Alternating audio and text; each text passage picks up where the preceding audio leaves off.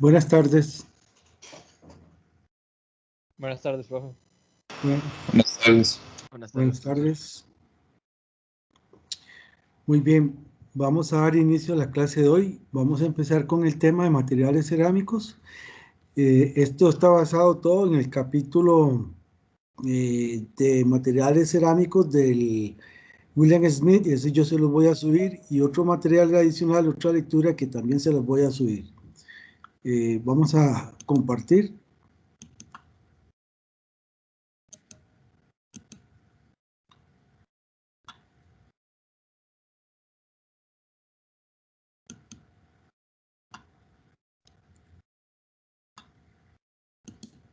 ¿Se ve la pantalla compartida?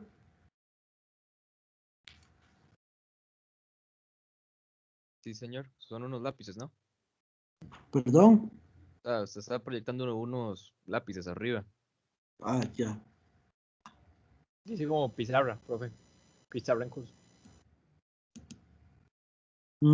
Sí. Profe, yo no la puedo ver.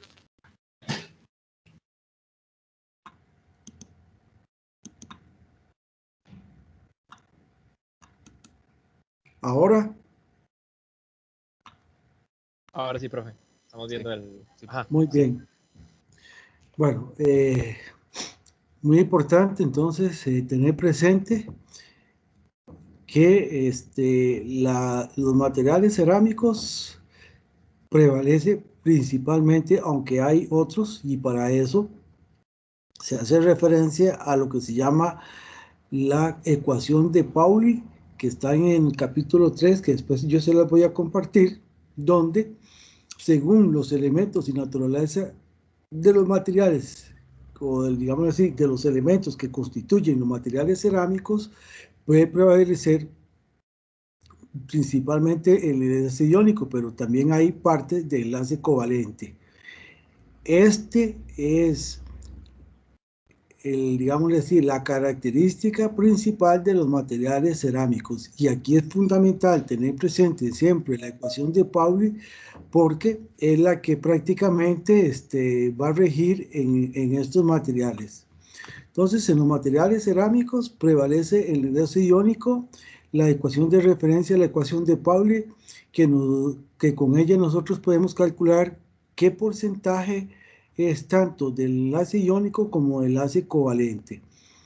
Cuando hablamos del enlace iónico, acuérdense ustedes, el enlace metálico y el enlace iónico son dos de los enlaces más fuertes, principalmente el enlace iónico. Y en este caso, como resultado de ese enlace, por lo general, son materiales que presentan alta dureza, alto punto de fusión, y si son muy duros, como ya hemos visto, pues son materiales que son poco tenaces o dúctiles, se rompen con facilidad. Para ejemplo, los vidrios, ¿verdad? Ustedes han visto que si se les cae un recipiente de vidrio o un vidrio plano, rapidito se quiebra. Entonces tenemos eso presente. Algunas de las ventajas de los materiales cerámicos, bueno, si hacemos una comparación entre metales cerámicos y plásticos, entonces encontramos que los metales son los materiales más pesados. Los más livianos serían los plásticos y con valores intermedios las cerámicas. Entonces, comparado contra los metales, son materiales menos pesados. Un alto módulo de elasticidad, que sería la pendiente de la curva en la curva de tensión, son materiales muy rígidos. Alto esfuerzo retenido a altas temperaturas debido a esos enlaces que prevalecen, pueden llegar bien, como hablábamos la semana pasada, a 400 grados o más, soportando bien las condiciones de oxidación en algunos casos debido a la estabilidad de esos enlaces. Y por el otro lado, hay cerámicas que se producen de manera muy controlada con los procesos de CVD, PVD, que sería la deposición en fase de vapor, ya sea química o física, con lo cual se logran tener compuestos muy estables. Un ejemplo claro es el nitruro de titanio, el TiN, que es, digámosle así, de los primeros y compuestos o pioneros compuestos que se desarrollaron a partir de los años 70 y que hasta la fecha pues han tenido un papel muy importante en el logro de altos puntos de fusión, altos puntos de retención de las propiedades. Entonces, algunos de los elementos que trabajan a 400 o 600 grados, ahí ese recubrimiento es uno de los que inicialmente se probaron, pero ya hay otros más complejos que son todavía tienen un mejor desempeño. Bueno, la estabilidad dimensional, ¿verdad? Que son bastante estables, eso es muy importante. Buena resistencia al creep, lo que se llama fluencia a alta temperatura. Entonces, si vemos el caso, digamos, de algunas aleaciones ya a 400 y caso de aluminio, temperaturas menores a esas, se da lo que se llama la fluencia lenta, que es el creep o fluencia lenta. Es cuando un material al absorber la energía o estar expuesto a una alta temperatura se comporta como un fluido y entonces comienza a fluir. Y ese fue uno de los grandes motivos que hizo que muchos de los primeros desarrollos en la aviación fueran orientados a encontrar aleaciones que pudieran soportar esas altas temperaturas. Y muy importante en esas investigaciones que dieron a la luz todo lo que hoy conocemos como superaleaciones. Hay un compañero o compañera que tiene encendido el micrófono, por favor, si lo puede apagar. Bueno, en ese caso, las superaleaciones fueron desarrolladas tratando de solventar esa limitación desde el punto de vista de las máquinas para que tuvieran una buena eficiencia, principalmente los motores estos de los aviones donde se alcanzan temperaturas.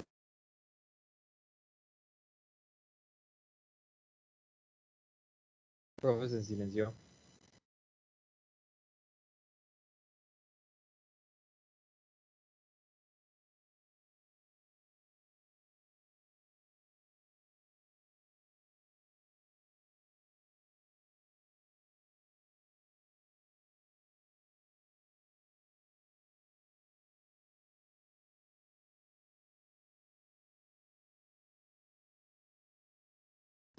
Profe, no lo podemos escuchar. Profe, es que está silenciado. Solo tiene que activar el micrófono.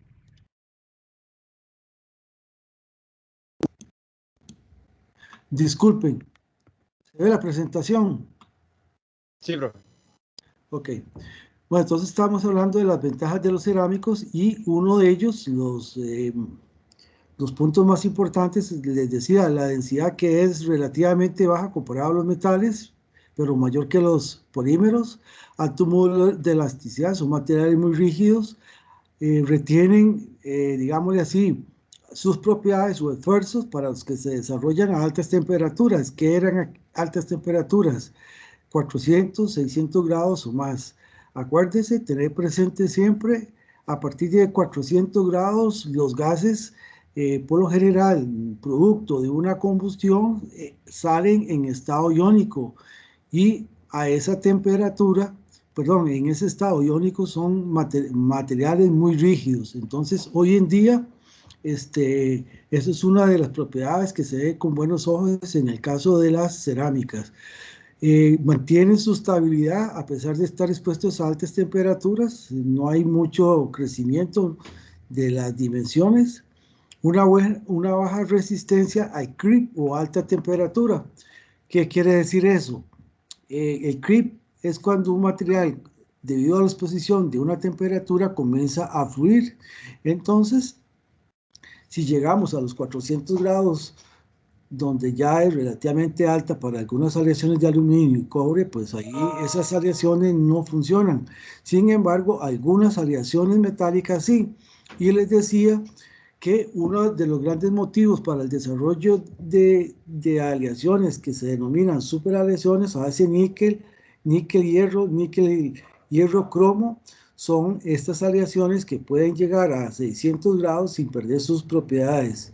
Y ahí permitió ya un gran avance en el desarrollo de los motores para la aviación. La otra gran propiedad muy importante es que por lo general, ¿verdad? Como ya vimos, prevalece uno de los enlaces más fuertes, como es el iónico, entonces ahí prácticamente la dureza es bastante elevada. Hoy en día, en el caso de por ejemplo, de los recubrimientos obtenidos por los procesos CVD y PVD, es más bien que estas aleaciones o estos compuestos que se depositan llegan a tener una dureza que se puede caer en el concepto que se llaman dureza materiales súper duros, cuando están entre los 10 gigas, que equivale más o menos a los 66, 67 Rockwell C, hasta los 39, 40 Rockwell C, que eran, digamos, los compuestos que se encuentran en la madre naturaleza muy comunes, de ellos el nitruro de titanio. Sin embargo, si nosotros llegamos a pasar ese límite hasta el límite superior, que son más o menos 80 gigapascales, que eso equivale al valor del diamante, entonces ya se han desarrollado otros compuestos también con estos métodos de alto, digamos, control químico en la deposición. Entonces ahí podemos encontrar lo que hoy se denominan durezas o materiales súper duros que resisten todavía o tienen una dureza mucho mayor que los materiales que hasta hace unos años se habían desarrollado o sintetizado a nivel de laboratorio y que hoy en día ya se le hace recubrimientos de esos a herramientas de corte, que entonces soporten muy bien la resistencia al desgaste y a la abrasión, principalmente en el campo de las máquinas herramientas. Esos mismos compuestos, la resistencia a la oxidación y a la corrosión a 400 grados o más, estos compuestos han permitido que aleaciones que tradicionalmente no soportaban eso, haciéndoles estos recubrimientos puedan alcanzarse. Bueno, otro aspecto importante de las cerámicas es que hay un amplio intervalo de coeficientes de conductividad y expansión. Eso depende de los compuestos y del compuesto que se forme, como vamos a ver, según prevalezca un tipo aparte del enlace, el tipo de estructura que se tenga para cada una de esas aleaciones. En algunos casos, por lo que le dije hace un momento, un material corriente se le hace un recubrimiento con una cerámica, entonces hay un aislamiento térmico, con lo cual que permite hacer lo que se llama así, una mezcla de un material tradicional y un material, digamos, de estos cerámicos. Entonces hay una buena combinación, por lo menos algunas aplicaciones para hacer el aislamiento térmico.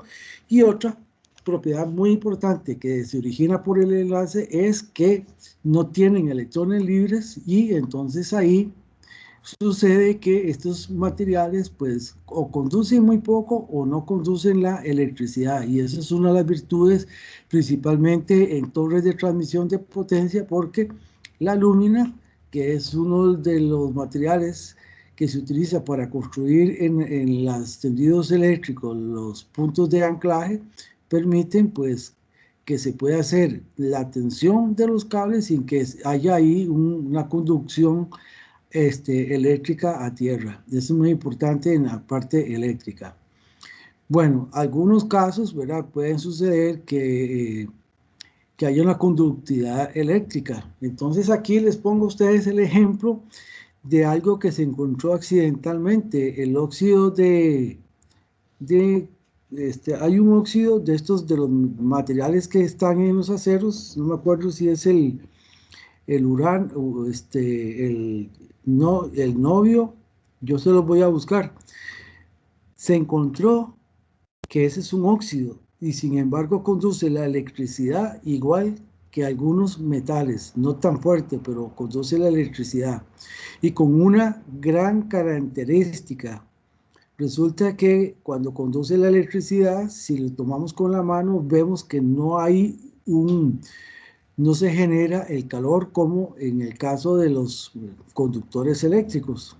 Y entonces todo eso dio campo a un espacio de estudios donde se estudió de por qué ese material conducía la electricidad y se encontró que los electrones que conducen la electricidad o que permiten el paso de la electricidad, que serían ni más ni menos que un flujo de electrones, tienen una forma de conducirla que es como si fueran en líneas o carreteras de electrones, sin que se dé ese movimiento aleatorio de los electrones de movimiento que pegan unos con otros, y debido a esas interacciones, a esos golpes, se genera el efecto de electricidad, porque se generan golpes que generan calor debido al rozamiento entre ellos. Bueno, este es un caso especial.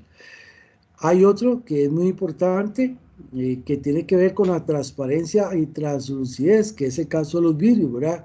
Y la luz, debido a que la estructura de algunas cerámicas es amorfa, entonces la luz se puede pasar a través de ese material, que es el caso típico de los vidrios.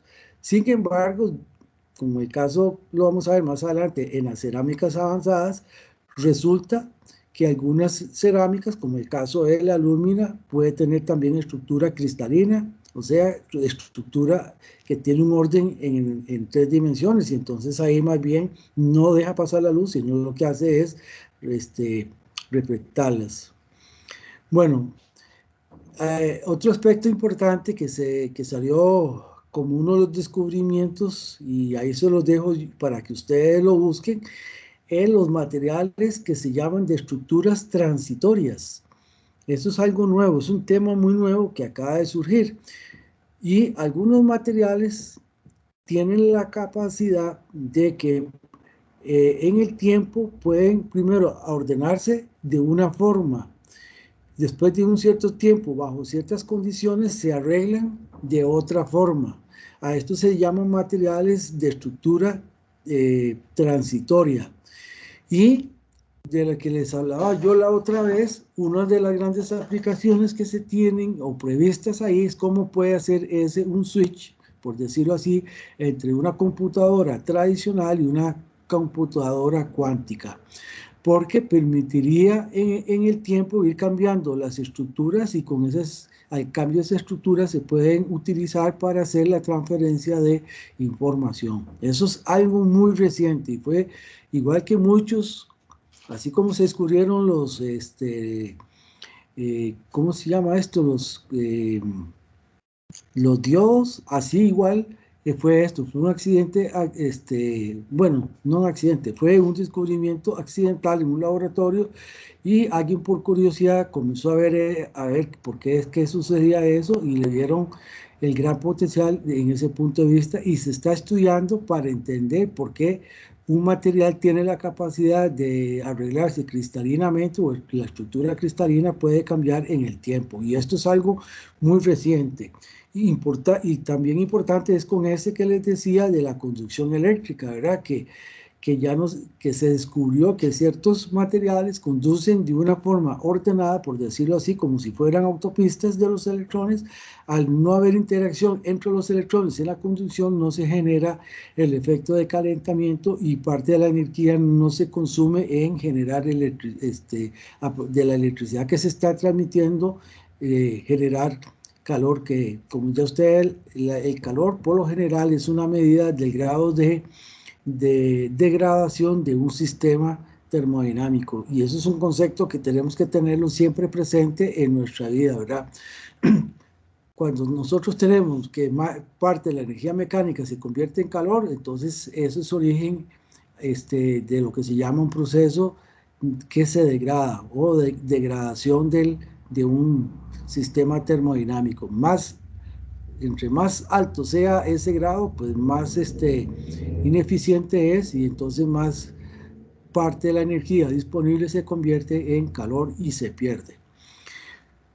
Como ya ustedes han ido viendo, otro aspecto súper importante, pero que no son tan baratas como parecen las materias primas. Baratas en el sentido que no hay que hacer todo un proceso, como en el caso de los metales, que tengo que coger las materias primas, acondicionarlas físicamente, después someterlas a un proceso de separación de los componentes primarios para generar el metal que se requiere. Por ejemplo, en el caso del aluminio, se somete a una celda electrolítica, se pasa una corriente por efecto Joule, se rompe el enlace entre el aluminio y el oxígeno y se recupera o se obtiene como producto ahí el aluminio, pero eso tiene un costo muy alto ambiental y un costo muy alto desde el punto de vista energético. En el caso, como ya les expliqué la semana pasada y ustedes lo están verificando en la lectura de la tarea, las materias primas se encuentran tal cual en la corteza terrestre, entonces acondicionarlas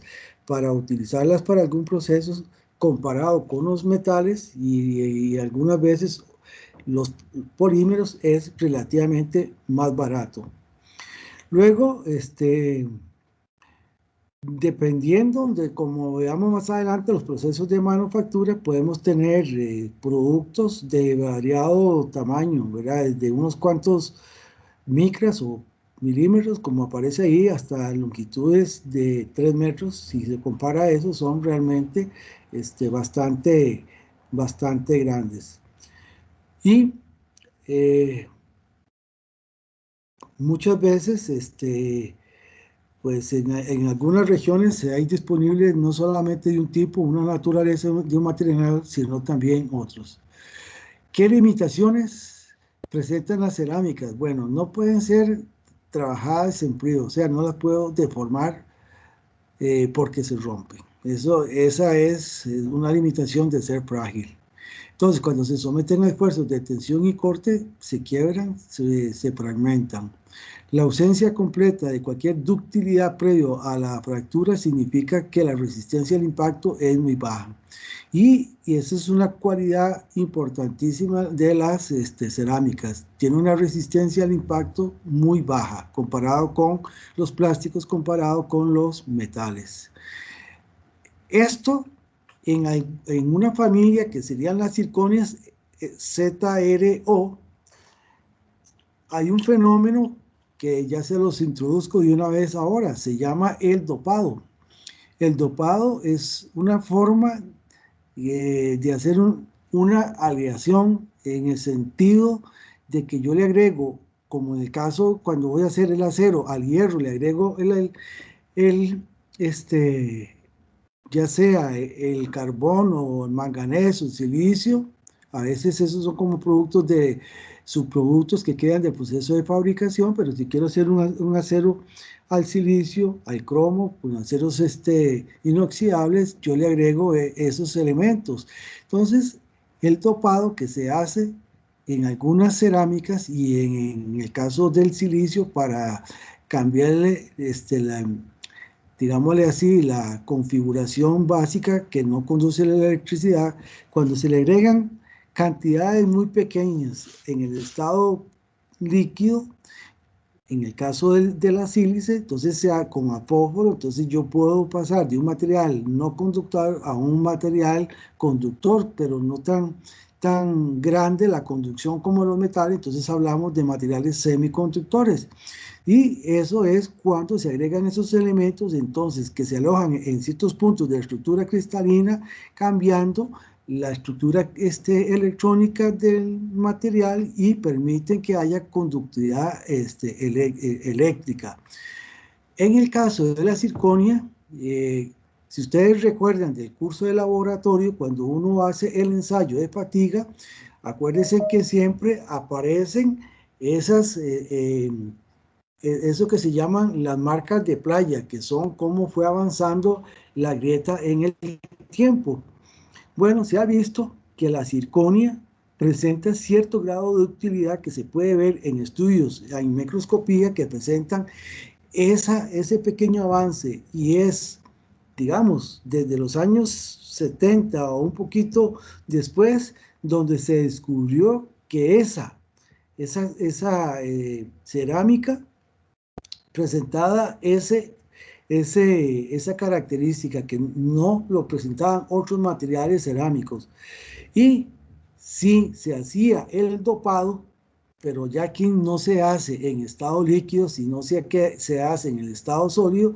Entonces resulta que si yo le agrego a un material base de circonia otra cantidad, pero de estructura un poquito diferente, entonces en esa mezcla, al compactarla y después someterla al proceso de sinterización, que ya vamos a hablar más adelante, que es un calentamiento a más de 1000 grados, entonces se da una difusión de átomos de un grano a otro grano, y entonces se genera ya la masa, entre comillas, homogénea, en el sentido de que ya toma resistencia y como un solo conglomerado.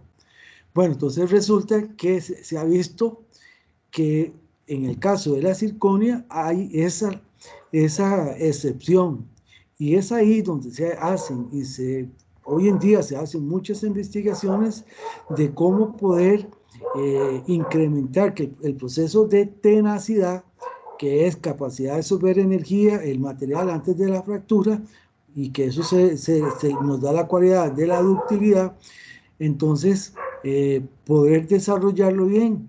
Ya para que ustedes tengan una idea, el motor de combustión, que se basa en una estructura que es un cuerpo que llamamos el block, en ese block están alojados los pistones, que ya después por un sistema ahí de diseño se entra un combustible, se quema e impacta el pistón y se genera el empuje, que sería el movimiento vertical que hace el pistón dentro del motor.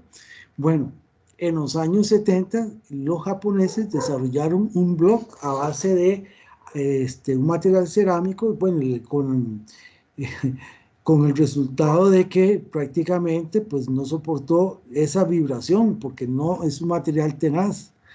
Y entonces se ha enfocado mucho a lograr encontrar una mezcla, ¿verdad? Que eso es lo que llamamos nosotros una aleación en el caso de los metales. En el caso de las cerámicas ya no se le habla de aleación, hablamos de una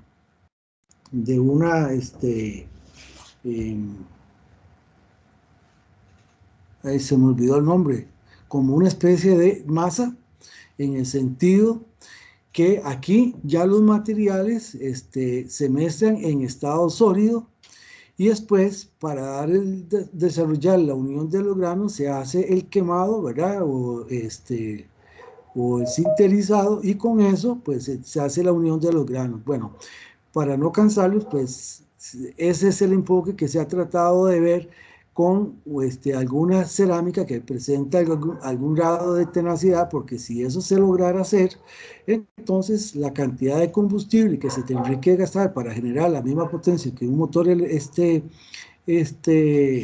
combustión interna, esos tradicionales, diésel, gasolina, entonces es mucho menor. Aparte que no se pierde mucha energía porque tenemos un material que no conduce el calor, entonces ese calor no degrada al proceso. En este caso el proceso termodinámico sería el ciclo termodinámico que tienen los motores de 4 tiempos. En el caso del motor de 4 tiempos, que también los hay de 2 tiempos.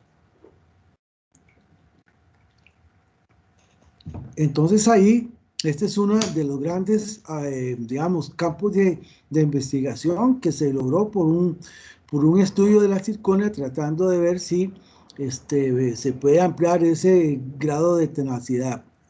Ojo, esto se vieron en las circonias, pero no se ha visto en otros ensayos, en otros componentes cerámicos.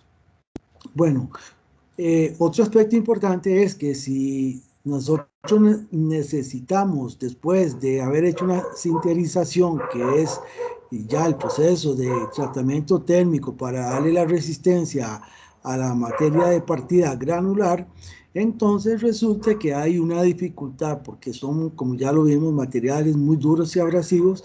Entonces ahí hay una gran limitación, excepto que se utilice el diamante, que el diamante no abunda mucho. Yo les decía, y si no se los digo ahora, ¿verdad? Hasta ahora la referencia es el diamante como material duro. En otro accidente hace unos 4 o 5 años, un profesor con 3 o 2 estudiantes y 2 estudiantes de un doctorado hicieron un descubrimiento accidental también. ¿Ve? Muchas veces los buenos o los descubrimientos de estos que son accidentales muchas veces motivan a un gran cambio tecnológico. Resulta que un cierto sustrato, que sería un material X, ¿verdad? Se le tenía ahí una capa de carbono, que no es ni más ni menos que un lubricante a base de grafito. Y por A o por B estaban buscando algo para la tesis de estas muchachas, y resulta que cuando hicieron la exposición de ese material a base de grafito con un láser que se midió a 3740 grados, creo, se encontró que ese carbono, que era grafítico, se tuvo un material con estructura cristalina y totalmente diferente al que pensaba que iban a obtener. Y resulta que ese material, cuando le comenzaron a hacer el estudio, se dieron cuenta que ese material es mucho más duro que el diamante. Y además, algo muy interesante, ese compuesto que se generó debido a esa exposición al láser o a ese quemado por láser, resulta que es un material conductor, cuando ya sabemos nosotros que hay grafito, el carbono no es conductor. Y bueno, ese descubrimiento fue patentado. Entonces, ahora ya la referencia, si necesitamos un material más duro, como un recubrimiento, bueno, ya no va a ser, digamos, directamente el diamante, sino ese compuesto que se le llamó Q-carbon o carbono Q, por si lo quieren buscar, que de hecho en una tarea que les voy a poner más adelante, ahí les voy a poner definir qué es ese, y el otro, que el que se llama silicio negro, ¿verdad? O black silicon, que fue otro descubrimiento en el cual se tienen muchas esperanzas de que las celdas solares sean mucho más eficientes para transformar la energía del sol, que nos llega del sol, en energía eléctrica. Y estos han sido cuestiones de ese tipo. Bueno, eso es muy importante tenerlo presente. Entonces, eso es una limitación desde el punto de vista de manufactura. Son abrasivos muchos materiales, ¿verdad? Por la naturaleza del compuesto. Algunos productos no son diseñados para resistir medios corrosivos. Los que no son, digamos, las cerámicas no óxidas, pueden oxidarse a altas temperaturas y entonces pueden degradarse. Estamos hablando que nosotros podemos encontrar, aparte de los materiales a base de oxígeno, que serían, digamos, los más comunes, podemos encontrar otros compuestos, como vamos a hablar más adelante, que cuando se exponen a altas temperaturas, por lo que ya vimos que están en un estado iónico los gases, y además por el efecto de la temperatura, pues entonces pueden degradarse, pueden transformarse en otros compuestos. Aquellas cerámicas con baja conductividad térmica y con relativamente altos coeficientes de expansión son muy susceptibles para el choque térmico. Este es el caso con los vidrios corrientes, y entonces se pueden quebrar con un cambio de temperatura, excepto el vidrio Pyrex, que se utiliza en la parte de, bueno, en muchas cosas industriales, entre esos la parte doméstica, para utensilios de hornear alimentos. Ahí no hay problema, como los cambios de expansión térmica son muy cercanos a cero, entonces cambiarles la temperatura de un solo golpe soportan muchas veces esos choques térmicos. Bueno, todos pierden las propiedades de aislamiento a altísimas temperaturas, y entonces ahí hay que tener un cuidado desde el punto de vista de diseño y selección de materiales. Muchas veces las herramientas y operaciones de formado secundario, que ya sean hacer un maquinado o otras operaciones similares, son relativamente caras por ser materiales muy duros. Otro de los aspectos muy importantes es cuando tenemos secciones muy pequeñas o delgadas, entonces son muy frágiles, son muy débiles, y entonces mecánicamente cuando queremos maquinarlos son materiales relativamente frágiles. El óxido o un mineral a partir del cual se obtiene el berilio, que se llama la berilia, ese hay que tener cuidado desde el punto de vista de procesamiento, porque para el cuerpo humano es un polvo tóxico, que si se aspira y no se tienen los cuidados, pueden dar una condición grave de la salud o deterioro de la salud. Bueno, la disponibilidad limitada de algunas variedades de material limita la experiencia de ingeniería con un conocimiento muy limitado en los resultados. Entonces hay ciertos óxidos que son, por ejemplo, muy escasos, y entonces no permite como hacer mucha experimentación para caracterizar sus aplicación. Bueno, ¿cómo se clasifican las cerámicas? Hay varias formas. Nos interesan mencionar que hay unas 2 o 3 que sí me interesan, y como lo enfoca el libro, hay una que es muy importante, que se basa en la estructura cristalina o el tipo de compuesto que se forma. Ya lo vamos a hablar. Pero tradicionalmente podemos hablar de 2 grandes familias. Lo que llamamos cerámicas tradicionales, que son, digamos, todos aquellos materiales empleados en las industrias tradicionales para fabricar ladrillos o productos a base de la arcilla, esos. Cuando hablamos de lo que se llama la cerámica blanca, que aquí había una empresa y hace como 3 o 4 años se fue de acá, que producía lavatorios, servicios sanitarios, principalmente, que estaba allá en Uruca. Esa desapareció, INCES Standard. Eso es lo que llamamos, digamos, el grupo de las cerámicas tradicionales. Y luego tenemos el otro gran campo que ha surgido debido a procesos perfeccionados, y como vamos a ver en la parte de manufactura, los materiales cerámicos de ingeniería. A veces los llaman las cerámicas finas, o a veces, depende qué tan puro sea el procesamiento, ¿verdad? Materiales cerámicos avanzados.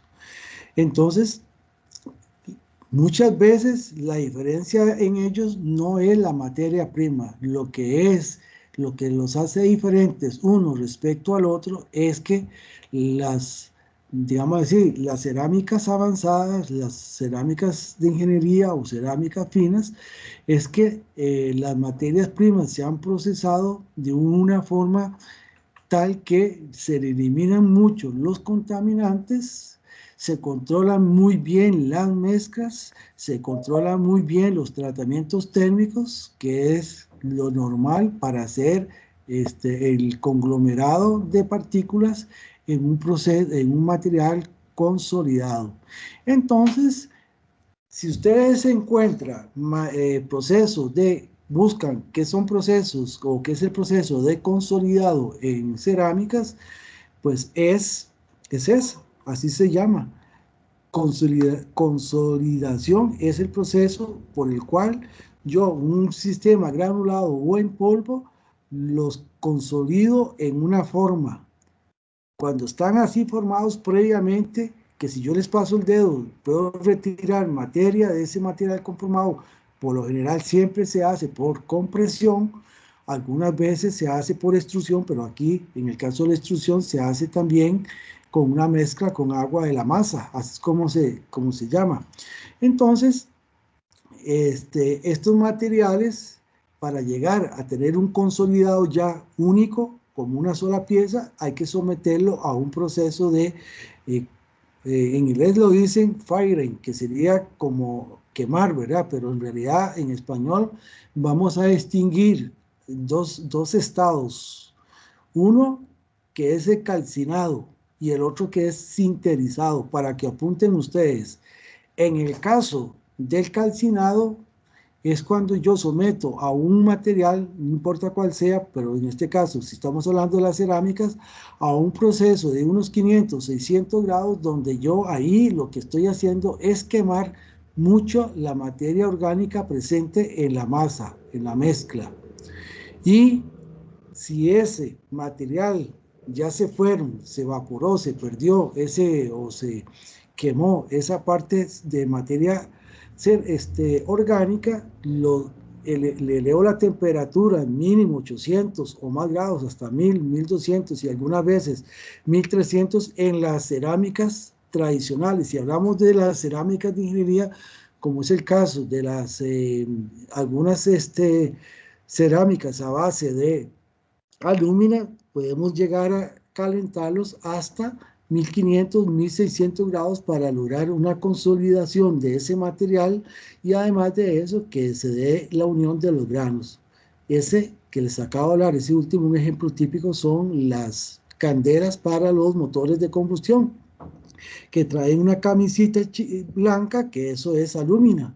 Entonces, eso es un proceso muy controlado, tanto en materias primas como el proceso de calcinado y sinterización.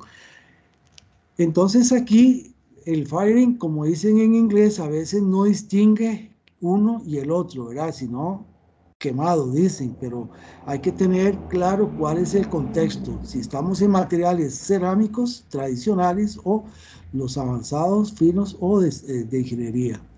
Eso es algo importante.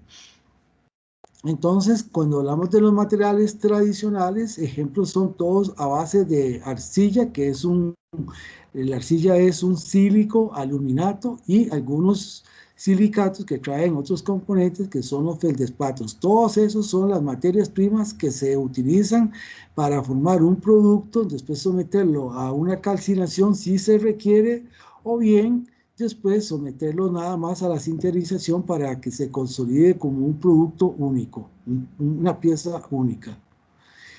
Y en el caso de los materiales que se consideran cerámica finas, cerámicas avanzadas o de ingeniería, son aquellas en el cual las materias primas pasan por una serie de procesos de purificación donde obtenemos materias primas con un 99 o más por ciento de pureza o casi puros.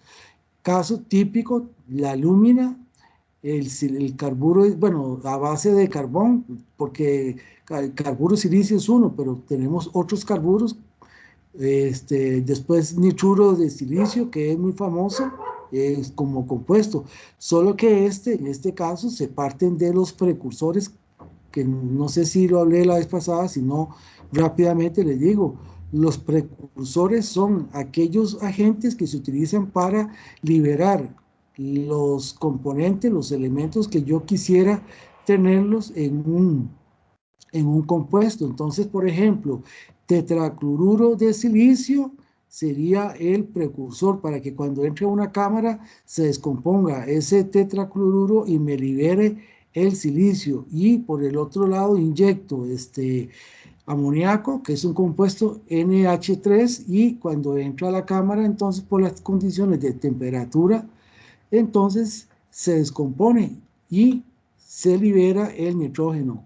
Esos dos, después en una superficie de un material, puede ahí formarse este carburo de el nitruro de silicio, que es un compuesto muy, muy, muy duro y que tiene muchas aplicaciones hoy en día que son únicas de ese material. Entonces, en este caso que estamos hablando, eso que les hablé desde el principio del proceso PVD, ¿verdad? El proceso de deposición de fase, en fase de vapor química, ahí se da por esta reacción. Entonces, aquí tenemos que tener muy claro que el silicio no se agrega así solo purito, ni el nitrógeno, ¿verdad? Sino que se utiliza a través de un compuesto que me lo lleva a la cámara porque es más fácil de controlarlo, y en la cámara, a la temperatura que esté y presión, se descompone ese compuesto liberando el silicio, y a veces ese silicio que se genera ahí se llama silicio naciente. Ese nitrógeno que surge ahí debido a la descomposición o como un subproducto de alguna reacción química se llama nitrógeno naciente, para que lo tengan ustedes en su vocabulario de técnico en la parte de cerámicas. Entonces aquí, para lograr tener propiedades excepcionales, necesitamos materias primas excepcionales. ¿Cómo se valora eso? Que tengan, aparte de un acondicionamiento físico, ya sea tamaño de grano o sean polvos, muy bien controlados, porque los polvos, como si fuera la harina, ¿verdad? Es muy fácil decir que es harinoso, así todo, pero eso tienen una granometría, tienen un diámetro promedio dado. Entonces se hacen estudios estadísticos en el proceso productivo para que esté en la campana de Gauss dentro del más menos, para que se consideren que son, digamos, físicamente aptos, por un lado, y el otro es que los contaminantes, que siempre son parte del proceso de extracción y de la naturaleza de los minerales, podérselos quitar, eliminar de una u otra forma. Eso puede ser físicamente o químicamente. Como químicamente, en el caso de la alúmina de alta pureza, se hace el famoso proceso Bayer, que por ahí van a hablar algunos compañeros, y entonces lo que se hace es diluir la bauxita en una concentración de estos, un compuesto que me disuelve la alúmina, y el resto se va como lo que se llama un subproducto, que se llaman los lodos rojos, que es todo el fango, lo que no interesa, ¿verdad? Que es como un subproducto del proceso, y la alúmina, que queda disuelto en este caso en el hidróxido de sodio, que sería el agente que se utiliza. Luego pasa ese compuesto pasa a un proceso de precipitación, donde se le agregan ahí unos granitos de alúmina y precipita la alúmina como un polvo en el fondo de lo que se llaman tanques precipitadores. Luego de que sucede entonces el líquido que queda sobrenatante sobre el sólido se vuelve a reprocesar para consumirlo otra vez en el proceso, y esto que queda en un estado húmedo pasa a un horno de calcinación, donde se le quita todo el agua y se obtiene ya la alúmina pura.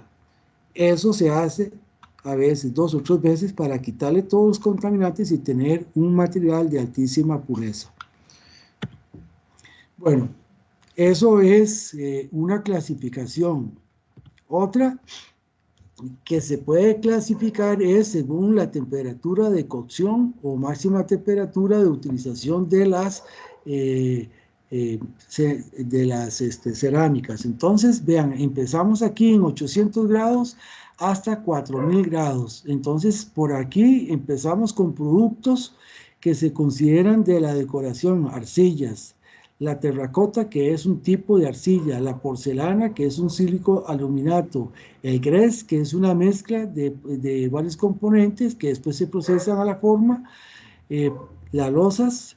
Después tenemos un campo muy interesante, que por ahí alguien va a hacer la exposición de lo que es esmaltado, pero el esmaltado no solamente, como le expliqué la vez pasada, sino aquí también son ciertos óxidos que son fusibles. ¿Qué quiere decir fusibles? Que a esta temperatura, más o menos de 850, 900 grados, forman un vidrio o una fase vítrea. Entonces, hay ciertos compuestos que se inyectan en polvo sobre una superficie y se someten a este calentamiento y generan, bueno, primero por el tipo de compuesto, un color muy bonito, y después se ve como una capa que si fuera como el barniz que le da esa propiedad. Se llaman esmaltes vítreos. Aquí también, vean, por aquí los tenemos, son de baja y alta temperatura, entonces parte de eso, de lo que llamamos hoy nosotros las cocinas vitrocerámicas, viene con esto. Vitro de que tienen una estructura de vidrio. Después tenemos los vidrios que empiezan más o menos a unos 850 grados hasta 1000, 1500 grados, depende. Si yo tengo la mezcla tradicional para vidrios que es sílica, luego hay otros componentes secundarios como es ¿cómo se llama el bórax. Entonces, ellos forman diferentes compuestos y podemos tener diferentes vidrios. Hay un vidrio que se llama vidrio de silicio, porque es prácticamente SiO2 casi que 100% puro. Este vidrio se utiliza para hacer recipientes para la industria química en el cual se requiere soportar altas temperaturas y a la vez que sea un material que no sea afectado por la reacción química que se da. Entonces, son vidrios de alta pureza, que si ustedes ven ese vidrio de alta pureza con el vidrio corriente, casi que me dirían que es lo mismo, que no le ven diferencia, pero está en la composición química la diferencia. De aquí, de los 900 hasta los 1400, todo lo que es los productos para la industria del hogar, vajillas, algunos para hacer los pavimentos, que son digamos, el piso cerámico es una parte que es la arcilla, que es el cuerpo, y después el esmalte superior, que es el que se ve, el que es muy bonito, para la parte de pavimento o pisos, aquí productos sanitarios y pavimentos. En algunos casos, como en el caso del vidrio, que se puede hacer topado en estado casi que líquido, yo le puedo hacer entonces la producción de la sílice para las obleas que se utilizan en la industria toda de la electrónica para hacer los circuitos electrónicos. Después por ahí tenemos algunos materiales ferromagnéticos que se generan, entonces yo les decía, están las ferritas, que es una mezcla de hematita con un óxido, por ejemplo, MO, donde M es un material que tiene una carga más 2 y nos generan lo que se llaman las ferritas magnéticas, que se utilizan hoy en día mucho como elementos en la producción de circuitos magnéticos para la industria eléctrica o electrónica en general. Bueno, y dependiendo, ¿verdad? Podemos tener desde más o menos aquí unos 900 grados hasta 1800 grados, todo el amplio rango de materiales para la industria del calor, todo lo que son materiales refractarios que pueden soportar altas temperaturas sin llegar a deteriorarse. Entonces aquí estos son todas las materias que se utilizan para fabricar los hornos, para fundir vidrio, para fundir aceros que requieren altísimas temperaturas, hasta 1700, 1800 grados, y aquí como tenemos reacciones químicas de por medio en estado iónico que son muy agresivas, tienen que soportar esas condiciones. Empezamos por acá, entonces la sílice pura funde más o menos a unos 1600 grados y la alúmina unos 2000 grados. Entonces tenemos aquí el campo de los dieléctricos que se utilizan, que eso que les decía hace un momento de las torres de tensión, algunos abrasivos especializados a base de silicoaluminatos o alúmina pura, que se utiliza como una herramienta de corte. Tenemos el carburo de silicio, carburo de boro, que es muy, muy estable, el carburo de uranio, aquí el carburo molibdeno, el de carburo de tungsteno, de torio.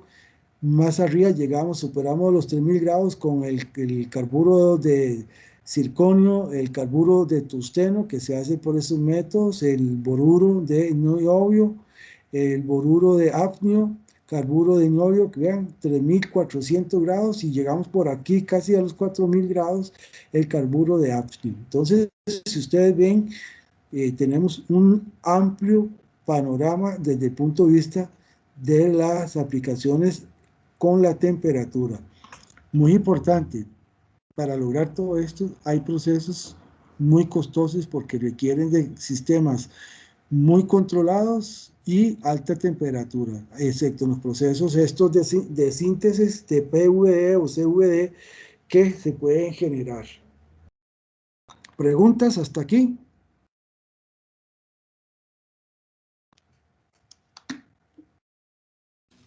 Profe, una pregunta. Sí. Esos materiales que usted habló al final, que llegan hasta 4000 grados, entran dentro de los superrefractarios. Sí, Ok. claro. Ustedes pueden, eso es una muy buena pregunta, ¿verdad? Porque, por ejemplo, muchos de estos, sí, tienen aplicaciones, vea que aquí se consideran súper refractarios porque empiezan en casi los 2000 grados hacia arriba. La industria del acero que requiere, por ejemplo, el óxido de magnesio, que aquí no está incluido, que anda más o menos por acá, son unos 2000 grados, ¿verdad? Ese es el material, digámosle así, por su naturaleza, que es básico. Se utiliza en la fabricación de los hornos para soportar 1600, 1800 grados a lo sumo, ¿verdad?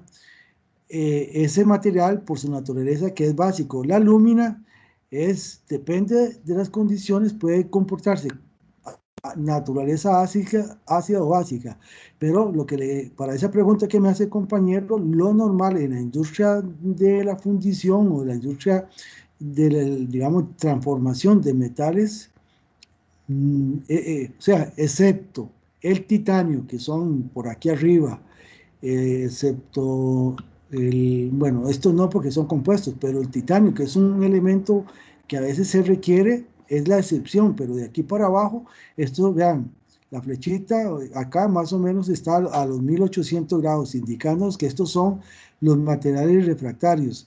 Pero estos que empiezan de aquí para arriba, de los 1800 hacia arriba, son los super refractarios. El super viene de que son temperaturas superiores a las normalmente en la industria del metal. Pero compañeros, sí, vea que todos son refractarios.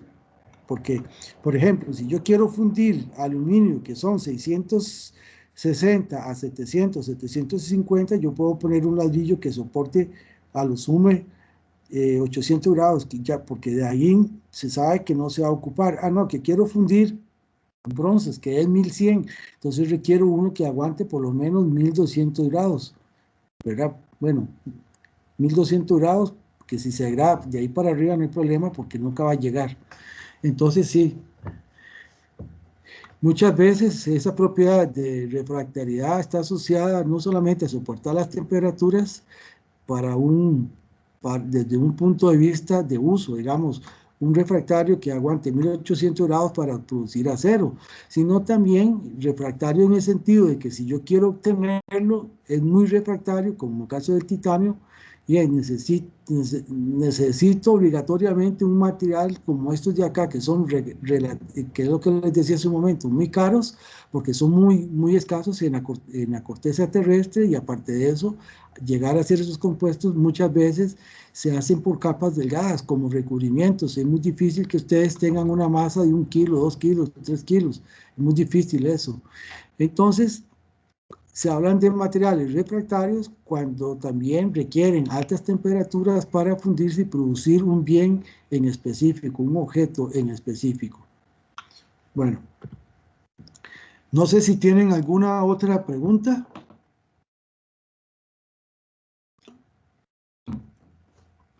Por eso, la parte de capas delgadas, todo el desarrollo de la tecnología, ya sea los procesos CVD y los procesos PVD, solventaron los métodos tradicionales de manufactura.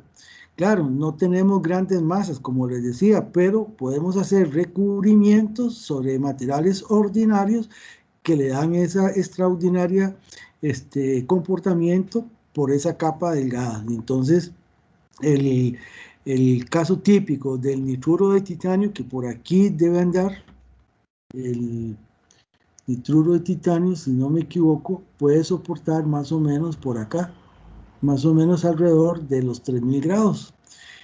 Eso, hacerlo con los métodos tradicionales de calentar es muy difícil, no hay un material que aguante eso. Entonces, lo que se hace a partir de los precursores, por un lado el tetracloruro de titanio y por el otro el amoníaco o el el amoníaco, entonces se pueden hacer esos compuestos.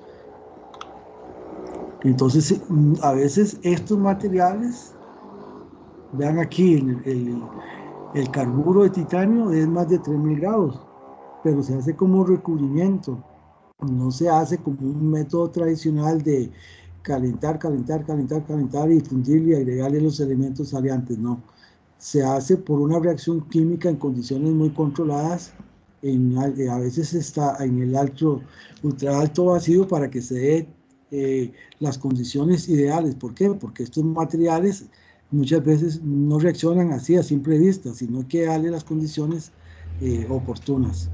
Igual, cuando queremos tener alúmina para un recubrimiento de extraordinaria pureza, muchas veces lo que se hace es evaporizar el aluminio, que nos garantizamos que es aluminio 100% puro, y en la atmósfera del reactor se agrega geométricamente la cantidad de oxígeno para que reaccione y se me genere alúmina de, digamos, extraordinaria pureza para ciertos recubrimientos. Hay recubrimientos de alúmina para herramientas de corte con un gran éxito. Ahora, si los clasificamos por familias, sin tomar en cuenta esto, sin tomar en cuenta lo que yo les decía de cerámicas tradicionales, cerámicas de ingeniería, entonces podemos encontrar la familia de los vidrios, que es una gran, digámosle así, es un gran mercado a nivel de la construcción de edificios y domésticos en general, que pueden ser vidrios ordinarios a base de sílice y bórax y otros elementos secundarios, o vidrios especiales. Cuando hablamos de un vidrio especial, es un material que tiene una estructura amorfa. Entonces, aquí, para que ustedes lo apunten, ¿verdad? Han surgido lo que se llaman vidrios metálicos. ¿Qué es eso? Es coger una aleación de composición química adecuada y enfriarlo extremadamente rápido. ¿Qué quiere decir eso? Enfriarlo, qué sé yo, 10.000 hasta 50.000 grados por segundo. En ese proceso de enfriamiento tan rápido, el material no le da tiempo de formarse la estructura cristalina, sino que lo que se forma es una estructura amorfa. Y entonces surgen ahí todo lo que se llaman vidrios metálicos. Y esto es un campo de investigación muy amplio, porque en esas condiciones, cuando tenemos los vidrios, acuérdense, es una alta dureza. Entonces, en ciertas herramientas de corte se producen por ahí. Entonces, ahí podemos tener los vidrios cerámicos cuando hablamos de compuestos a base de óxidos, carburos, etcétera, o silicatos. Pero también están los vidrios especiales, que serían especiales en el sentido que yo puedo coger un vidrio corriente y agregarle un elemento. Por ejemplo, si le agrego plomo, entonces sería un vidrio de blindaje para la parte de la radiación. Si le agrego, qué sé yo, otro elemento ahí, por ejemplo, en vez del bórax, le agrego otro elemento, son vidrios especiales porque me generan ahí un comportamiento diferente. Luego, tenemos los productos a base de arcillas. La arcilla es casi que el producto que encontramos en cualquier parte de la corteza terrestre, y yo puedo tener ahí la línea de productos, lo que yo les decía, un producto cerámico en España, ustedes van ahí, es un producto, un ladrillo de arcilla. Entonces, para diferenciarlos un poco, se dicen productos estructurales a base de arcilla. Entonces, aquí, todos los productos que son hechos a mano o a máquina, como se hacen aquí en agua caliente, y después son calcinados, y obtenemos, qué sé yo, ladrillos, placas, podemos tener, ahora ellos están produciendo una línea de blocks para la industria de la construcción. Después podemos tener ahí tejas. Y luego la otra parte es la línea de productos blancos, ¿verdad? La arcilla tiene una composición sílico-aluminosa, esta también es sílico-aluminosa, solo que la composición es diferente. Los porcentajes presentes acá, entonces es toda la línea que llamamos nosotros la línea blanca, que son servicios sanitarios, lavabos y semejantes, todos esos es la línea de productos tradicionales. Luego tenemos uno muy interesante, que son todos los compuestos que se llaman, bueno, abrasivos, y en este caso son materiales en el cual por un lado se fabrica la alúmina y por el otro lado la sílice, y ellos se mezclan en porcentajes ya muy definidos y después se someten a un tratamiento de calentamiento. Algunas veces se le agrega por ahí otro elemento, entonces tenemos todo lo que son las piedras abrasivas, entre ellas lo que nosotros hablamos ahí bueno, pueden ser para la parte de rectificación de superficies, ¿verdad? Ese es un caso, o el otro para corte o para desgaste de elementos, que son los esmeriles. Esas piedras son ni más ni menos que mezclas de alúmina y sílice, a veces alúmina con carburo de silicio para darle mayor resistencia o mayor grado de abrasión. Esto es una familia, esto es todo un mercado industrial. Luego tenemos la fabricación que se basa también en componentes de alúmina, sílice y ¿cuál es el otro elemento? Alúmina, sílice, y hay otro elemento por ahí, el tercero. Estos son los cementos, entre esos el ejemplo típico es lo que nosotros conocemos como el cemento Portland. Pero no hay solo cementos de ese Portland, hay otros cementos que son otros componentes, o si yo cambio los porcentajes de los componentes A, B, C, que les decía hace un momento, alúmina, caliza y sílice, entonces me generan, son cementos, pero entonces cambiando los porcentajes de ellos, tenemos los cementos clasificados según la STM A, B, C, D y E, y cada uno tiene sus cualidades, unos que fraguan más rápido, otros menos, que otros que requieren ciertas condiciones, otros que soportan más las condiciones ácidas o básicas. Todos son una familia. Aquí en Costa Rica hay dos fábricas grandes, ¿verdad? Esta aquí en Cartago y allá en Guanacaste, y por ahí anda otra que está saliendo al mercado. Luego tenemos las cerámicas avanzadas, que lo que nos diferencia del resto es que digámosle así, el sintetizado de las materias primas se llevan en procesos muy, muy controlados de manera que al tener un control muy, muy preciso y exacto de la composición química, se evitan los contaminantes que deterioran sus propiedades. Y aquí hablamos de avanzados cuando tienen una aplicación de ingeniería, qué sé yo, por ejemplo, caso típico, una cerámica avanzada sería la sílice dopada. Esa es una cerámica avanzada porque la aplicación es para fabricar el chip de alguna cosa, ¿verdad? Con todos los métodos de capas delgadas. Puede ser también, qué sé yo, el recubrimiento que le hago a un acero, al carbono o un acero de herramientas para que dure mejor su durabilidad en el tiempo. Entonces, estas son cerámicas avanzadas, tienen una función de solventar alguna propiedad de ingeniería especial. Y luego un campo grande, por lo que me preguntó el compañero, tenemos desde los refractarios, digamos, a base de arcillas refractarias, estas se le llaman chamotte, del francés, que fue donde se descubrió, que a veces también se le llaman clay, Chinese clay, que serían arcillas chinas, la traducción en español serían arcillas refractarias, que ellas soportan bien 1300, 1400 grados sin problema.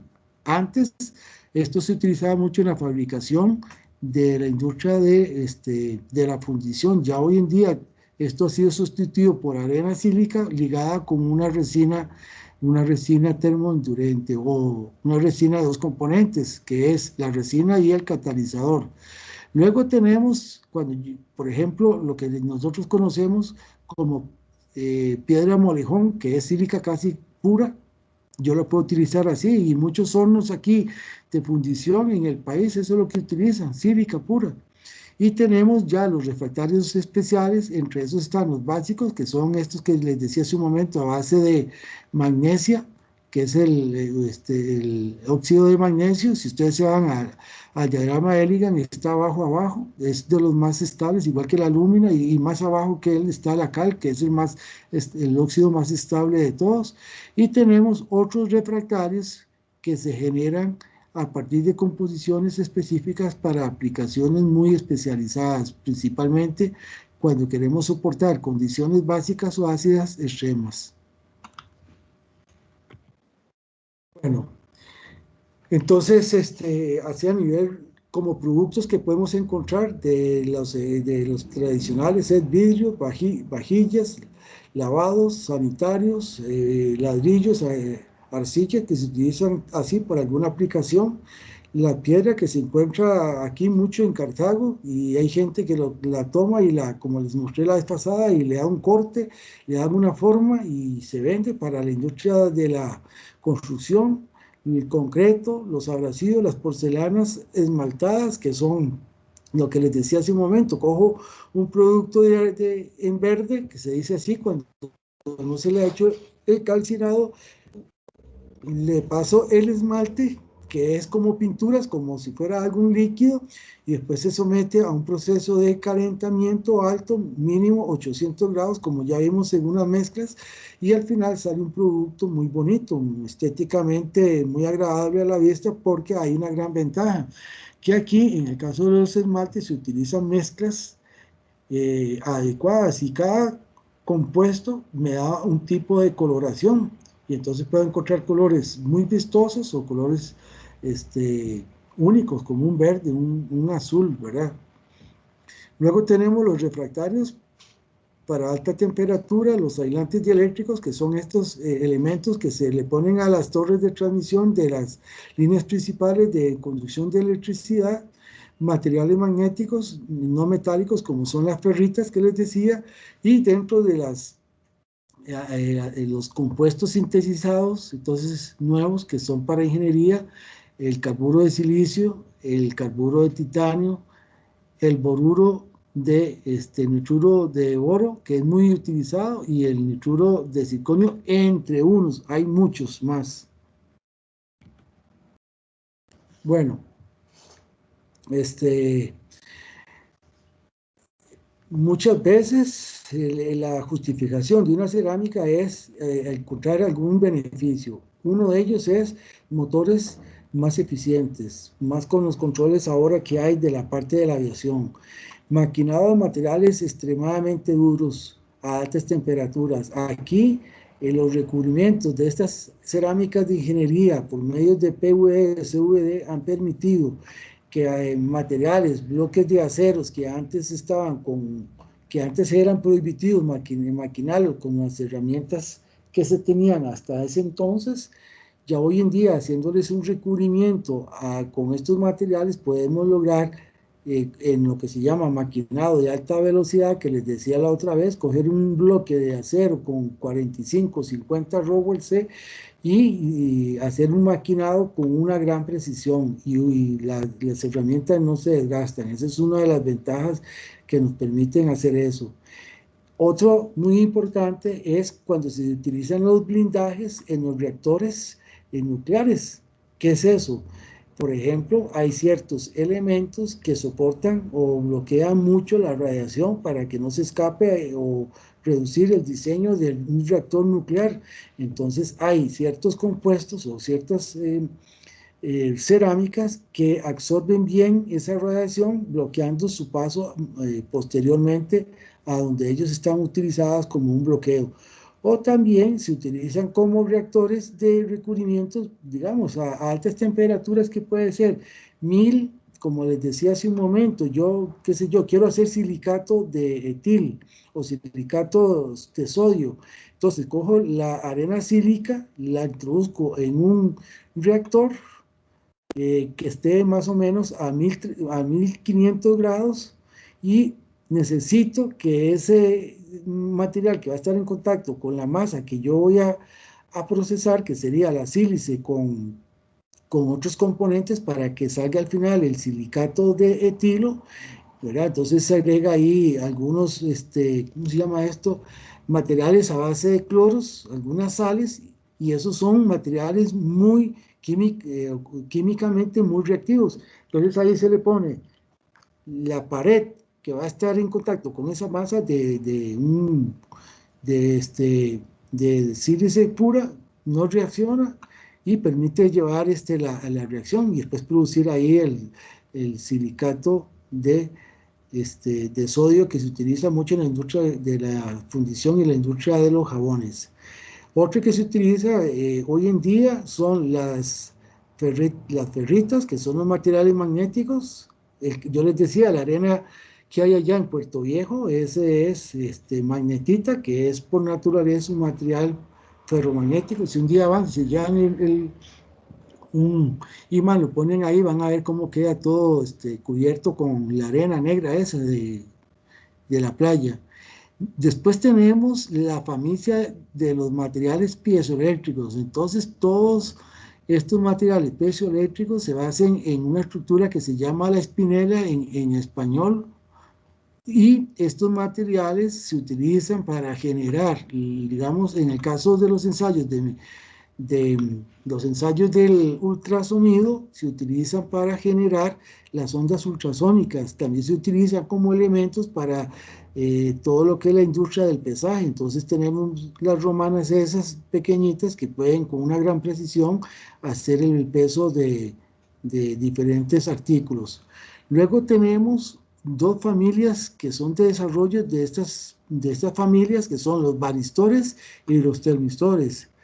Estos materiales, por ejemplo los termistores, es interesante porque son materiales que cambian la resistencia eléctrica según la temperatura, por eso se llaman termistores. En se utilizan mucho como sistemas de alarmas contra incendios. Y los varistores, en este momento, no me recuerdo cuál es la composición, pero también se utilizan como sistemas de seguridad en los circuitos electrónicos para si hay un exceso de corriente, esto lo frena.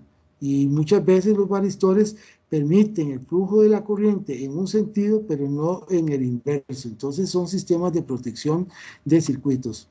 Y después los vidrios especiales, de los cuales el vidrio al plomo es uno de los ejemplos típicos que tenemos. Bueno, otro aspecto para pasar ya a la parte de lo que vamos a hablar más de la división es lo siguiente. Hay muchas cosas que se deben de tomar en cuenta en el momento de seleccionar una cerámica. Tal vez aquí en nuestro país esto no es, ¿cómo decirles a ustedes? No es algo tan extremadamente, no es algo como tan extremadamente usado cotidianamente. Eso no quiere decir que no se utilicen, claro. Las fábricas de cemento consumen productos cerámicos, estas cosas, ¿cómo se llaman? Las calderas también, como materiales refractarios. Pero hay ciertas aplicaciones de algunos reactores, como yo les hablaba, que se utilizan para llevar ciertas reacciones químicas y ahí son ciertas cerámicas las que soportan eso. Entonces, en una u otra medida hay que tener presente la dureza, la resistencia a algún esfuerzo a alta temperatura si se requiere, o si son temperaturas moderadas de 400 a 700, 800 grados o menos que eso.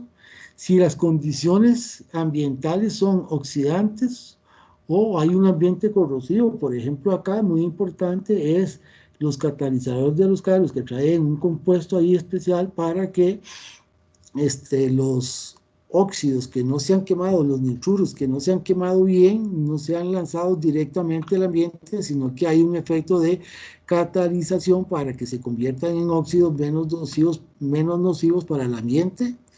Luego, efectos de propiedades cerámicas sobre diseño y método de la construcción. Entonces, en nuestro país, ahí está la fábrica esta en Aguacaliente, que es, digamos, la que prevalece. Había otra en otro lado.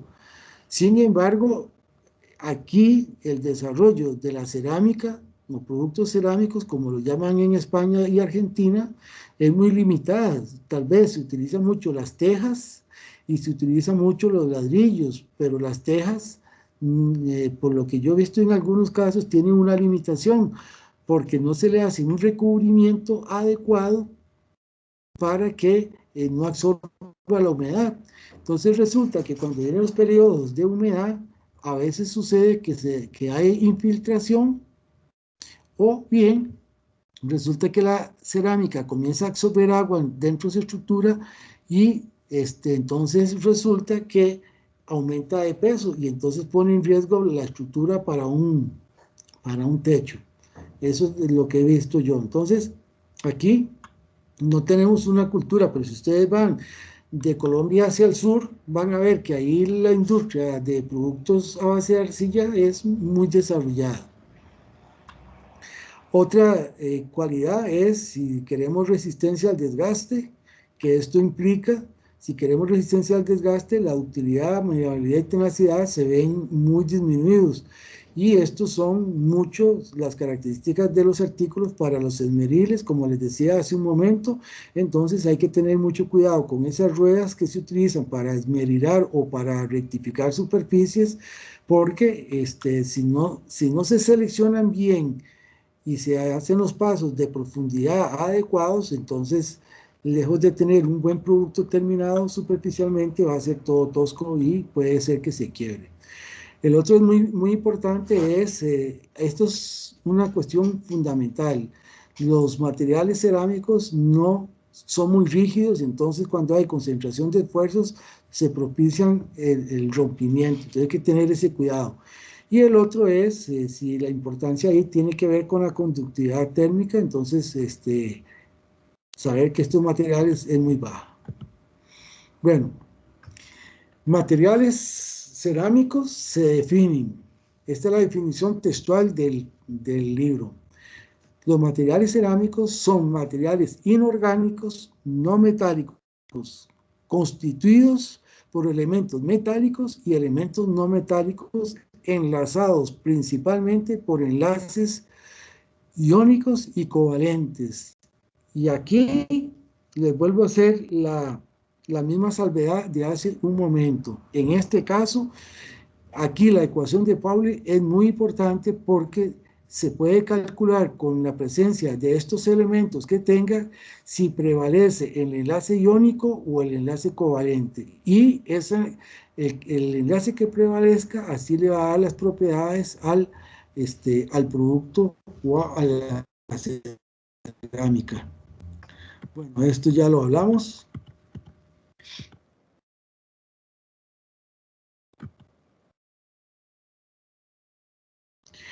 Bueno, otro aspecto importante es que los enlaces iónicos le dan gran estabilidad.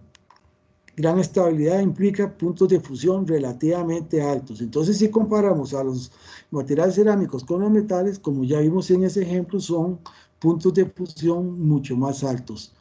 Como no hay electrones libres, excepto ese material que les dije, pues en promedio conducen muy poco la electricidad a temperatura ambiente, pero si aumentamos la temperatura, entonces resulta que hay cierta conductividad, eléctrica. Bueno, algunas de las limitaciones desde el punto de vista de las cerámicas avanzadas es que la fragilidad inherente nos da materiales que son poco fiables, o sea que se rompen rápido ante esfuerzos que tenga que soportar si no están bien seleccionados.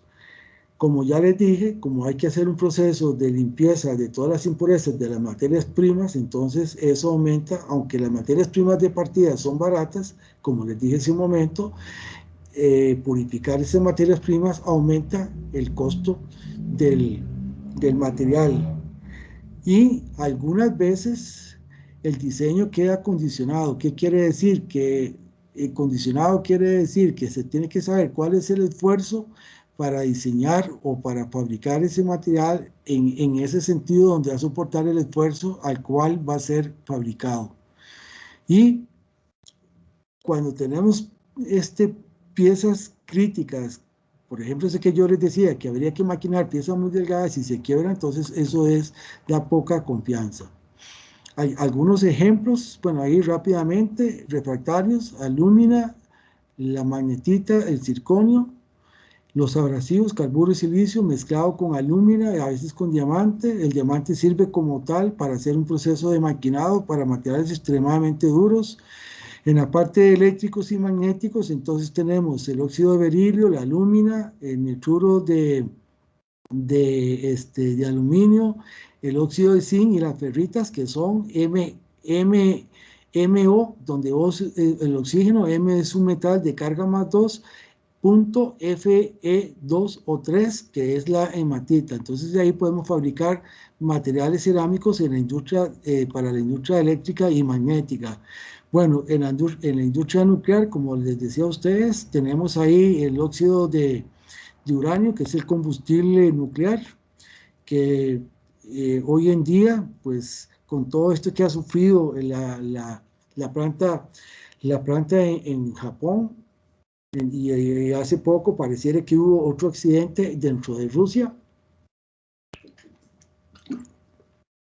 han hecho que las centrales nucleares entren en recesión porque se está viendo que ponen en riesgo mucho el medio ambiente, y si no, que se vea todo el problema de la explosión que hubo ya en el año 1980 y tantos, ¿verdad? En Ucrania, y entonces ahí todo esto ha hecho que esa industria disminuya. Entonces, en un artículo que acaba de salir ahora, lo que están es repensando la industria nuclear, en vez de construcciones enormes para producir, como alguien me preguntaba la otra vez, no sé si fue en este curso, ¿qué quiere decir el costo, verdad? Entonces, se ha visto, y ese es lo que se llama el mercado de escalas. Cuando yo produzco masivamente muchos productos, puedo bajar el costo porque el costo unitario se viene abajo. Ese era el principio de la industria nuclear. Bueno, ahora que han pasado esos accidentes, se han visto que esas grandes instalaciones, cuando hay un evento de estos, es muy difícil controlarlo. Y entonces lo que están pensando ahora es hacer centrales nucleares más pequeñas para consumir ciertas regiones específicas, donde si eventualmente hubiera algún evento, entonces es una forma más fácil de controlar y evitar que haya un daño al ambiente y a las personas. Eso es para que ustedes lo tengan. Y algo muy interesante, y en ojalá, yo no sé si Teo en algún momento nos puede dar una charla, porque ese fue el doctorado de él. Se pueden fabricar, y aquí hablamos de materiales compuestos. Yo puedo hacer, bueno, en este caso puedo pensar en hacer un sustituto de un hueso, o digamos, los huesos en general, o digamos decir, los tejidos desde el punto de vista biológico los podemos dividir en dos tipos. Tejidos blandos, que es la piel, y tejidos gruesos, que sería el hueso. Entonces, vean qué interesante, si nosotros hiciéramos un corte de un hueso, un dibujito, ¿verdad? Entonces, toda la parte exterior es donde se pega ahí la carne o el músculo, que son células vivas.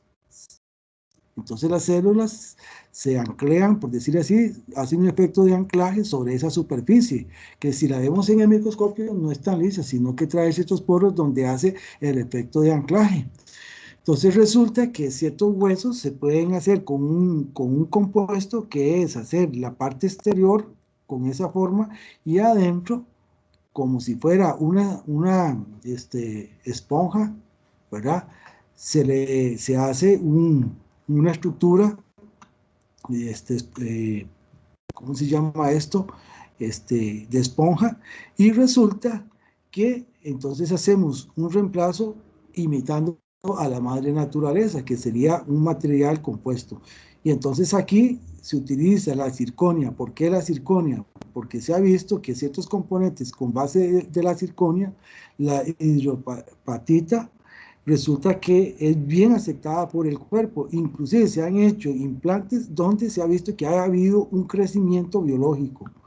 Entonces se puede hacer la cascarita con esto, y la parte interna, que es la parte que le da rigidez, resistencia al hueso, se hace con aluminio, para que ustedes tengan una idea. Entonces también tenemos dentro de las cerámicas avanzadas esos materiales que les acabo de decir, que se pueden ser materiales únicos o compuestos para la parte biológica. Bueno, para que ustedes vean, entonces, con la famosa ecuación de Pauli, ¿verdad? Nosotros teniendo los valores de electronegatividad, los ponemos en esa fórmula. Estos son los valores que están tomados de una referencia de un libro de la parte de cerámicas, donde me dice el litio, berilio, boro y así sucesivamente. Seguimos acá hasta el cloro, cuáles son los valores que se pueden utilizar en esa fórmula de Pauli, y entonces yo puedo ahí decirles, o ustedes me pueden decir a mí, entonces, si el carácter de esa es iónico o covalente. Pero podemos decir que el carácter iónico aumenta con la diferencia en la electronegatividad de los átomos que se unen. A mayor distancia, entonces, más grande es el componente iónico, entonces prevalecería este compuesto. Cuando son más cerca, pues lo contrario, prevalece el enlace covalente. El enlace metálico, iónico y covalente son los tres principales enlaces fuertes que encontramos en los materiales. Entonces el covalente prevalece mucho en los polímeros, y aquí puede ser uno o los dos. Entonces podemos ir viendo que en función del porcentaje iónico, ¿verdad?, la diferencia de electronegatividad, podemos viendo aquí cuál es el carácter iónico que tenemos. Conforme nos vamos alejando acá, vemos que el porcentaje comienza a incrementar, y ya cuando llegamos a un valor de 3, prácticamente estamos casi que cercanos a un 90% de prevalencia del enlace iónico. El otro que también lo trabaja es la ecuación con las fracciones que tengamos. Entonces, aquí tenemos algunos ejemplos compuestos: el fluoruro de litio, el óxido de magnesio, la alúmina, la sílice, el nitruro de silicio que les hablaba hace un momento, el carbono de silicio, carburo de silicio, el carbono. Entonces vamos viendo que la diferencia en electronegatividad empieza en muy alto, aquí fuertemente iónico, y nos vamos para acá, vamos bajando y llegamos al carburo de silicio, que es muy poquita, entonces más iónico, más covalente. Y la fracción que vamos teniendo aquí, entonces sería 0.89 hasta 0.11. Y la fracción de enlace covalente, entonces es lo que les decía, aquí es mayor, aquí es menor. Ahora el iónico, el covalente ahora está al revés, aquí muy bajo, bueno, un 11%, y aquí casi un 90%. Entonces, la forma en la cual los átomos se arreglan geométricamente en un compuesto cerámico depende de varios factores. El tipo de enlace, que ya estamos viendo acá, esto es muy importante porque ya ustedes lo vieron en el curso de aleaciones, es el tamaño relativo de los átomos. Y aquí no sé si tengo el dibujo que siempre me gusta explicarlo, porque el tamaño relativo de los átomos genera un concepto único en las cerámicas que se llama el número de coordinación. Y esa cualidad es muy importante y ya lo vamos a ver más adelante. ¿Por qué? Porque el número de coordinación dice que para que una estructura sea estable, los átomos tienen que haber que se toquen físicamente. Si nosotros tenemos estructuras donde los átomos no llegan a tocarse, entonces tenemos estructuras inestables. Y aquí muy importante el número de coordinación, porque ya vamos a ver más adelante que ese número de coordinación ya ha sido estudiado. Y entonces nos dice cuáles son los números de coordinación para las diferentes estructuras. Luego, el otro aspecto importante es, y esto lo da la estructura, por ejemplo, si yo tengo aquí el óxido de magnesio, entonces la necesidad de balancear las cargas, entonces magnesio más 2, aquí oxígeno menos 2. Si tengo este de acá, ¿verdad? Entonces yo tengo aquí la carga del oxígeno es menos 2 por 3, 6. Entonces, para que esto esté balanceado, aquí el aluminio tiene una carga más 3. Entonces, eso es intrínsecamente un factor que se cumple en todos los materiales. Entonces, ustedes van viendo que todos estos, el número aquí, si yo tengo entonces la sílice, aquí el número, perdón, la carga, el valor de la carga del silicio acá es más 4, aquí sería menos 2 por 2, 4. En este caso podemos hacer lo mismo en el carburo de silicio, que es muy estable. Entonces vamos a ver que aquí estamos diferenciando estructuras AX, que se llaman esta carburo de silicio AX. Y después podemos identificar las estructuras AMXN, esta de acá, esta de acá, esta de acá. Entonces, la necesidad de balancear las estructuras está unido al tipo, eso que les acabo de decir es la clasificación química, que ya la vamos a hablar mañana más ampliamente. Entonces, aquí es muy importante tener presente si la estructura es una estructura AX, AM, M estoy hablando de su índice, X, su índice N, o A.XO, que son las estructuras, las espinelas o estructuras complejas. Y entonces vamos a ver que aquí, en el caso de los cerámicos, el tipo de estructura, el tipo de enlace y la presencia de la electronegatividad me dan en una otra medida el comportamiento global de las cerámicas. Ya me emocioné yo con esto, estoy llegando ya a la hora de ir terminando. Entonces, es muy importante que ustedes vayan leyéndose el capítulo del Smith. Yo se lo voy a subir ahora más tarde o mañana en la mañana para que vayan leyendo. Vean, yo les voy a pedir que lean esto porque ahí está de una forma muy simple y muy bien explicada y ejemplificado con ejemplos de las estructuras y los balances que hay que tener presente, que se resumen en estas tres cosas: el tipo de enlace, el tamaño relativo a los átomos, la posición de la electronegatividad y la necesidad de balancear las cargas electrostáticas, que es la clasificación que les he dado. Entonces, conceptos importantes hoy son todas las propiedades que le dan. Esa tabla que yo les mostré ahí del grado de refractariedad que me preguntó el compañero, es muy importante tenerla siempre presente. Y por ahí vamos a ver esta otra, desde el punto de vista de uso, las familias que está unida con esta otra tabla.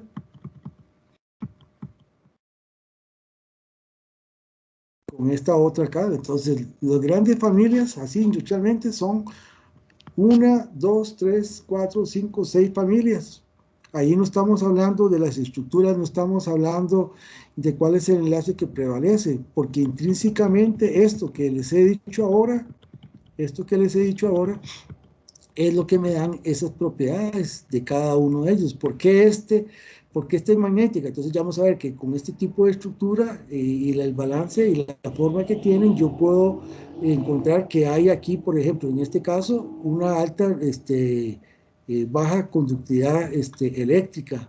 En esta, cuando yo tengo acá MO.F2 o 3, entonces vamos a ver que desde el punto de vista de estructura, lo que hay es un desbalance de los espines y entonces me genera que el material sea magnético. Bueno, eso era por hoy lo que yo tenía. No sé si tienen dudas, preguntas. Profe, una cosa. Sí.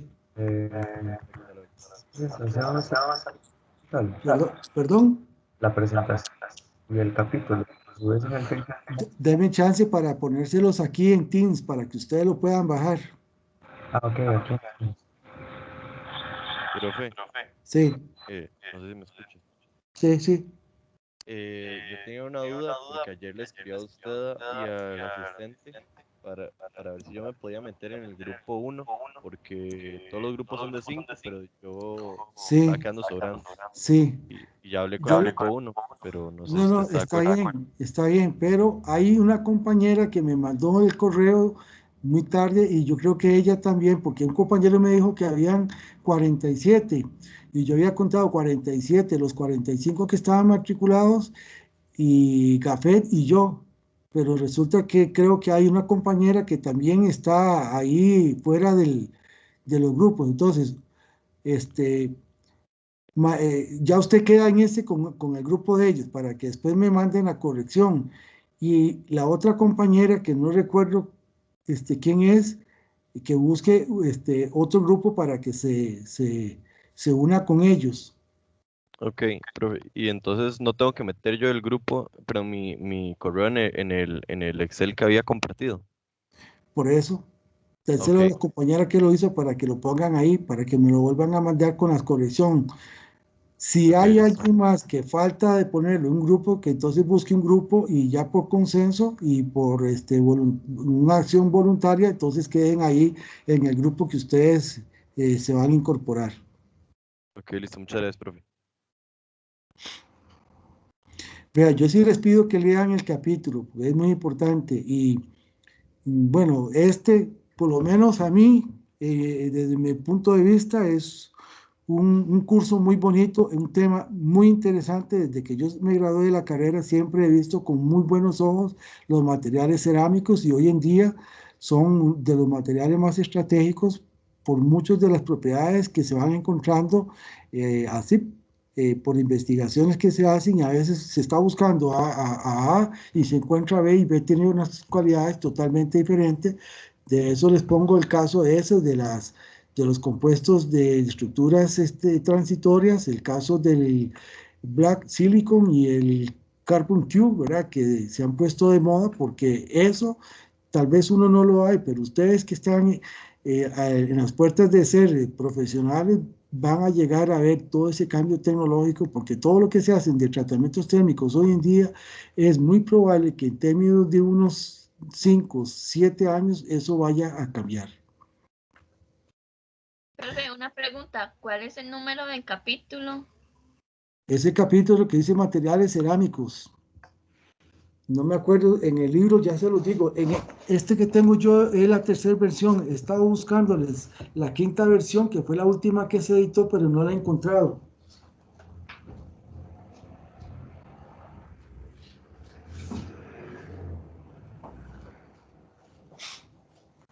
En la quinta edición creo que está igual que este libro como número, porque ese libro lo había traído la Lehman, pero ahora que anduve preguntando, no lo... Ese capítulo 11.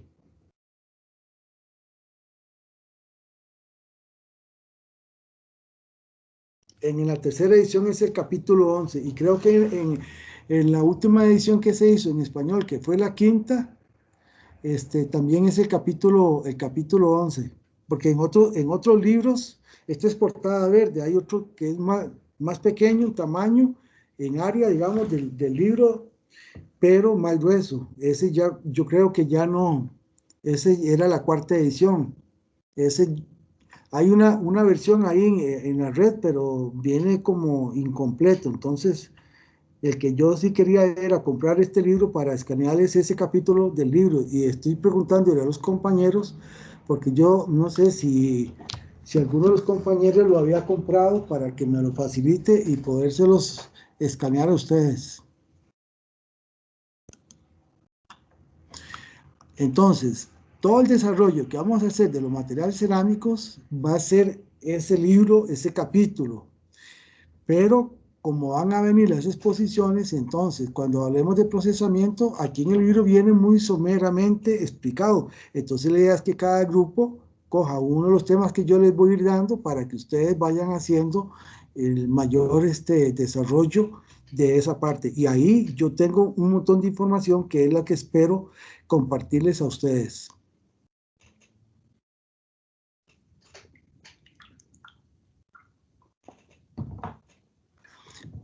Bueno, entonces buenas tardes y quedamos por acá. Bueno, profe, buenas tardes. Igualmente. Muchas buenas tardes. Gracias. Gracias más bien a ustedes más. Profe,